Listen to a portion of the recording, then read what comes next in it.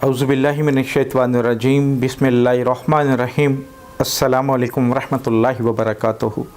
मैं हूँ अली नज़ीर और आप देख रहे हैं मोमिन इस्लामिक वज़ाइफ यूट्यूब चैनल। आज आपकी खिदमत में जो अमल लेकर आया हूँ, ये अमल मेरा ख़्याल है आज अगर 10 घर देखेंगे तो उसमें 7 घरों की ज़रूरत है। ये अमल बीवी ख़ास तौर पर ख़ामन के लिए कर सकती है। वो मेरे भाई जो गलत रास्ते पे चल चुके हैं, नाजायज़ रिश्ते बना लिए हैं दूसरी औरतों के साथ, गलत दोस्तों के साथ उठना बैठना है, शराब पीना शुरू हो गए हैं, जुआ खेलते हैं, जो भी वो गलत काम कर सकते हैं जो आपको नज़र आते हैं कि ये गलत हैं। बीवी की बात नहीं सुनते, बच्चों को टाइम नहीं देते, तो वो मेरी बहनें अपने ख़ामन को काबू करने के लिए ये अमल कर लें। इंशाअल्लाह गलत सोबत से बाज़ आ जाएंगे, गलत हरकतों से बात आ जाएंगे, आपकी बात सुनेंगे, मानेंगे, आपके साथ आपके बच्चों के साथ मोहब्बत से रहेंगे।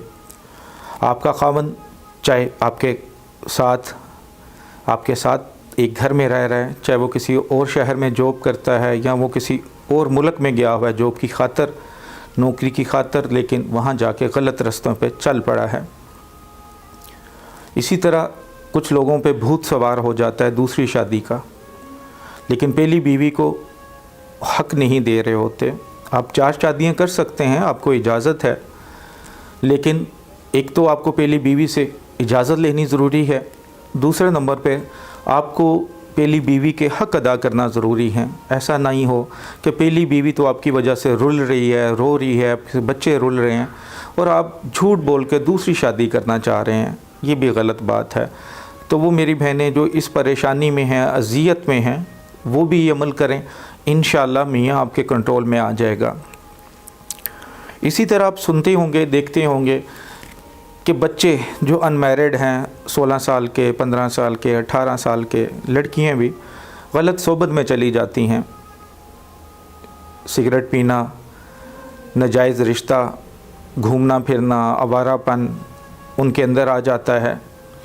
तो अगर आपके बच्चों के साथ ये मसला है तो आप भी ये अमल कर सकते हैं। वालिदैन अगर आपके सर पे माँ बाप नहीं हैं तो फिर कोई भाई बहन भी ये अमल कर सकता है अपने बच्चों को कंट्रोल करने के लिए, बुरी सोबत से बचाने के लिए।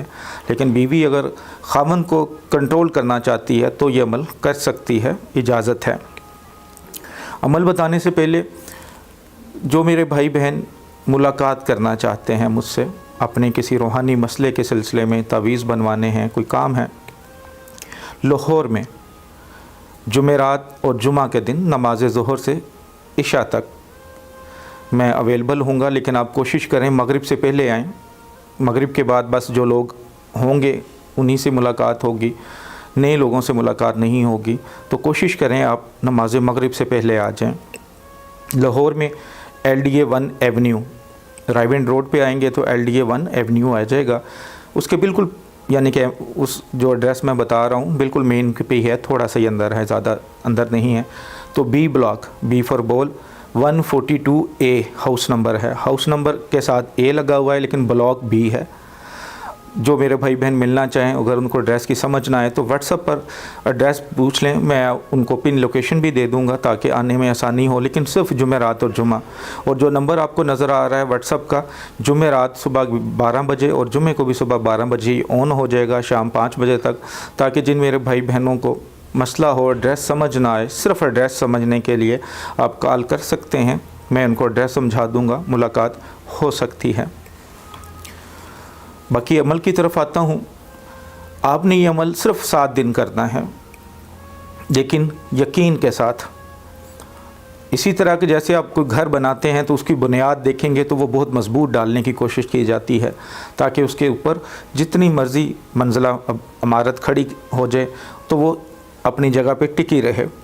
अगर आप भी कोई अमल करते हैं, वजीफ़ा करते हैं और अगर मगर से शुरू करते हैं, बुनियाद उसकी कमज़ोर रखते हैं, तो फिर उस पर बुनियाद क्या खड़ी होनी है, बिल्डिंग क्या बननी है, इमारत क्या बननी है। इसी तरह आप कोई भी अमल करते हैं तो पूरे यकीन के साथ करें। اور یقین رکھیں کہ جادو کرنے والا اور کروانے والا دونوں دوزخ میں جائیں گے۔ اسی لیے دوزخ کے راستے پہ مت چلیں، جادو والے راستے پہ مت چلیں۔ کوئی بھی کچھ بھی کہے، بس ایک بات یاد رکھیے گا کہ جس میں قرآن پاک میں صاف لفظوں میں کہہ دیا ہے، پھر اسی پر ہمارا ایمان ہے، اسی کو ہم نے ماننا ہے۔ عمل اس طرح ہے کہ آپ نماز عشاء کے بعد باوضو حالت میں نماز عشاء کے فوراً بعد کر لیں۔ اگر ٹائم نہیں بعد میں کرنا چاہ رہے ہیں تو بعد میں پھر آپ کو وضو کرنا پڑے گا۔ بیٹھ جائیں، جائے نماز پر کعبہ شریف کی طرف منہ کر لیں۔ آپ نے 3 مرتبہ دروشی پڑھنا ہے، درود ابراہیمی۔ اس کے بعد 40 مرتبہ درود تنزینہ پڑھنا ہے، درود تنزینہ۔ وہ آپ کو گوگل سے بھی مل جائے گا، میں سکرین بھی اس کی لگا دیتا ہوں تاکہ آپ کو نظر آ سکے۔ اس کے بعد آپ نے پھر 7 مرتبہ دروشی پڑھنا ہے۔ اس کے بعد جس کے لیے پڑھ رہے ہیں، جس کو آپ کنٹرول کرنا چاہ رہے ہیں، جس کو چاہ رہے ہیں کہ وہ غلط راستے سے ہٹ جائے، آپ نے 3 بار اس کا پورا نام لینا ہے، بن اس کی ماں کا نام لینا ہے۔ اگر عورت ہوگی تو نام بنت ماں کا نام لیں اور دعا کریں کہ یہ غلط رستوں سے ہٹ جائے، آپ کی بات سنے، آپ کی بات مانے۔ جو بیوی ہوگی وہ تو خاوند کو کنٹرول کرنے کے لیے پڑھے گی، دعا کرے گی اور برے کاموں سے باز رہنے کے لیے دعا کرے گی۔ جو والدین ہوں گے وہ بھی اپنی اولاد کے لیے جب کریں گے تو غلط کاموں سے رکنے کے لیے دعا کریں گے اور اپنا فرما بردار ہونے کے لیے دعا کریں گے۔ 7 دن یہ عمل کریں۔ جس کے لیے آپ یہ عمل کر رہے ہیں اگر وہ آپ کے پاس رہتا ہے تو پھر آپ کسی پانی پہ بھی دم کر لیں، وہ پانی اس کو پلا دیں۔ اگر وہ دور رہتا ہے تو تصور میں دم کر دیں۔ 7 دن اس عمل کو کر لیں، انشاءاللہ جو بھی غلط راستے پہ آپ کا چاہنے والا چل رہا ہے، آپ کی بیوی، آپ کا خاوند یا آپ کے بچے، ایون بچے اگر ماں باپ میں سے کوئی غلط راستے پہ چل رہا ہے تو ان کے لیے بھی کر سکتے ہیں۔ آپ یہ عمل کریں، انشاءاللہ غلط رستوں سے وہ ہٹ جائیں گے، آہستہ آہستہ نیکی کی طرف آئیں گے، آپ کی بات سنیں گے، آپ کی بات مانیں گے۔ یہ بہت ہی مجرب، بہت ہی آزمودہ عمل ہے، پورے یقین کے ساتھ کریں گے تو آپ کو ضرور فائدہ ہوگا۔ جو میرے بھائی بہن دعا میں شامل ہونا چاہتے ہیں، ہاتھ اللہ کے بارگاہ میں اٹھا لیں، جھولی کو اپنی پھیلا لیں اور سچے دل سے رو کر، اگر آنسو میں نہیں آ رہے آنکھوں میں تو رونے والی آواز میں رونے والی شکل بنا لیں اور اللہ کے حضور دعا کریں۔ اے میرے اللہ، تجھے اپنے پیارے محبوب حضرت محمد مصطفیٰ صلی اللہ علیہ وآلہ وسلم کا واسطہ، اے میرے اللہ جس کی محبت میں تو نے یہ دنیا بنائی، یا اللہ تجھے اس کا واسطہ۔ اے میرے اللہ جو غلطیاں کوتاہیاں ہم سے ہو گئی ہیں، یا اللہ ہمیں معاف فرما دے۔ اے میرے اللہ ہمیں آنے والی زندگی میں سیدھا رستے پہ چلنے کی توفیق عطا فرما۔ ہمارے جو عزیز و اقارب اس دنیا سے چلے گئے ہیں، اے میرے اللہ ان کی غلطیوں کوتاہیوں پہ درگزر فرما دے، ان کو جنت الفردوس میں اعلیٰ سے اعلیٰ مقام عطا فرما دے۔ اے میرے اللہ جن کے ہاں اولاد نہیں ہے، جن کی اولاد بگڑ چکی ہے، یا اللہ نیک اور صالح اولاد عطا فرما، اور جو بگڑی ہوئی ہے اس کو فرما بردار کر دے۔